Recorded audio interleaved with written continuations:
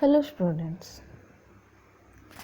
In previous classes we discussed the infinitives, which is a part of our non-finite verb. Non-finite verb are three types, that is infinitive, participle and gerunds. Participles is not in your course.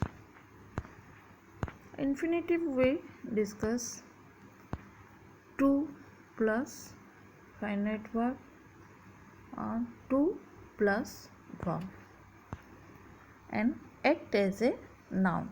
Infinitives is act as a noun, whereas the participle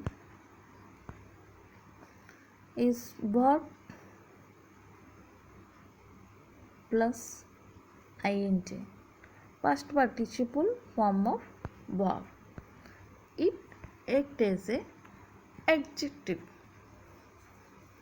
It act as an adjective. आप लोग अपने जानकारी के लिए इसको पढ़ सकते हैं. देन पोर्शन में है जेरुंड्स. What is जेरुंड्स? जैसे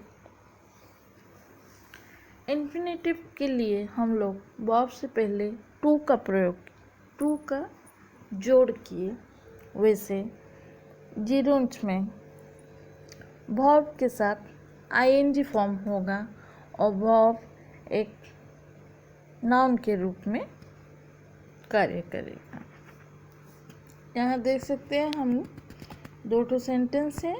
smoking is not good for health. Then है I like reading story books. ठीक है. In the first sentences, smoking is the subject of a verb. Smoke में ing लगा हुआ है. Then second sentences, read में read जो verb है उसमें ing लगा हुआ है. तो smoking and reading are formed by adding ing to the verb smoke and read. ठीक है. तो second sentences में जो है स्टोरी बुक्स, ये क्या है? ऑब्जेक्ट है. किसका? वर्ब का. वर्ब कौन है यहाँ? नाउन के रूप में ये कार्य कर रहा है. कौन क्या कर रहा है? स्टोरी बुक को पढ़ रहा है. तो ये story book is the object of reading. This reading also act as a noun and takes an object of its own. तो अपने आप ing फॉर्म यूज करके जो अपने आप को नाउन के रूप में प्रयोग करके अपना ऑब्जेक्ट बनाए, उसी को जेरुंड्स कहते हैं. यहाँ देखते हैं when the ing form of a verb is used as a noun, it is known as a gerund. जब ing फॉर्म वर्ब का यूज होता है, नाउन के रूप में वो कार्य करता है, उसको जेरुंड कहते हैं. ये gerund is also known as a verbal noun.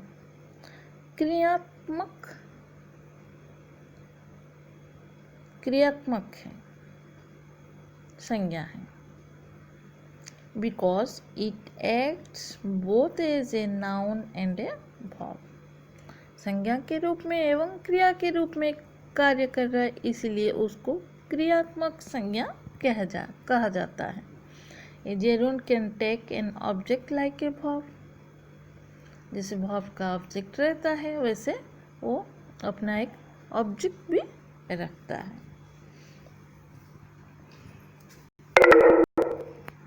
इसको कैसे हम लोग प्रयोग करते हैं? Gerund can be used as the subject of a verb. जैसे riding a bicycle is quite easy. Listening to music is her hobby. तो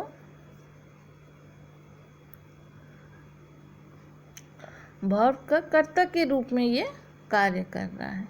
चलाना आसान है, चलाना हो गया subject. Then the object of a transitive verb, object के रूप में ट्रांजिटिव वर्ब का ऑब्जेक्ट के रूप में भी यह प्रयोग होता है। जैसे I love playing the violin, we could not help laughing. तो लाफिंग और प्लेइंग ये दोनों ऑब्जेक्ट हुआ। Then object of a preposition, preposition जैसे पढ़े थे यहाँ, ऑब्जेक्ट ये प्रीपोजिशन का कैसे हुआ? Ashwini is fond of a sketching. I was annoyed at missing the bus. तो ऑब्जेक्ट हुआ ये प्रीपोजिशन का, प्रीपोजिशन जैसे लगेगा वैसे परिवर्तन होते रहेगा। देन है the complement of a verb, giving is better than receiving. ठीक है, यहाँ कॉम्प्लीमेंट दिया गया, देना बहुत अच्छा है लेने से। What she most abhors is smoking. Then absolutely, absolutely की जगह पर भी जेरोन्स होता है। जैसे the reading of poem is my favourite pastime, जो बीत चुका है सही में वैसे हुआ है। ठीक है, यहाँ एब्सोल्युटली आ गया, प्रॉपरली आ गया। Smoking being his aversion, we did not offer him a cigarette. Then ordinary noun के रूप में भी यह प्रयोग होता है जेरोन्स। जैसे the playing cards is prohibited here, यहाँ एक यह नॉर्मली नाउन के रूप में प्रयोग हुआ। प्लेइंग कार्ड्स यहाँ कर्ता बन गया, प्लेइंग कार्ड्स। यहाँ इसका प्रयोग देखिए, अभी देखेंगे जैसे infinitive, gerunds and past participle. Past participle जो नहीं है फिर भी यहाँ टेबल में दिया गया है। जैसे वर्ब से पहले टू लगा, to plus verb.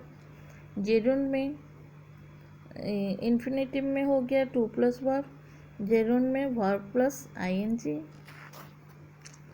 Then past participle में वर्ब प्लस आईएनजी और ईडी और ईएन मीन्स वर्ब का past participle form, present participle form.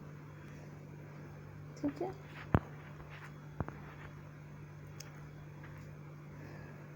यहाँ जैसे नोट्स में दिखा गया है, sometimes gerunds and infinitives have the same uses since both have the force of a noun and a verb.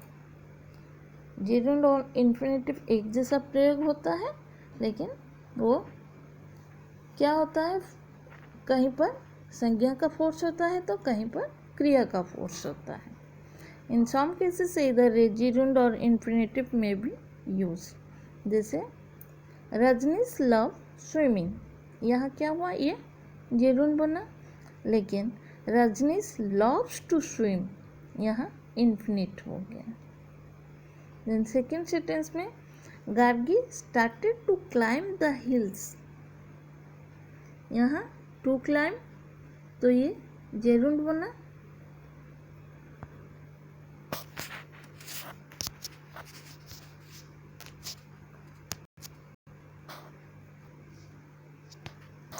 और Gargi started climbing the hill, यहाँ infinitive बना।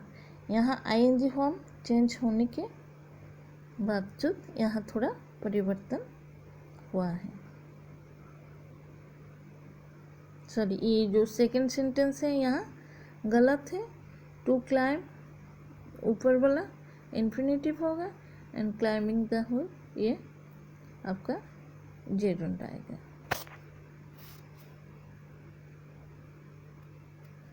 Okay, यहाँ इनकरेक्ट एंड करेक्ट सेंटेंसेस है, इसको भी आप लोग ऑब्जर्व कर लीजिएगा।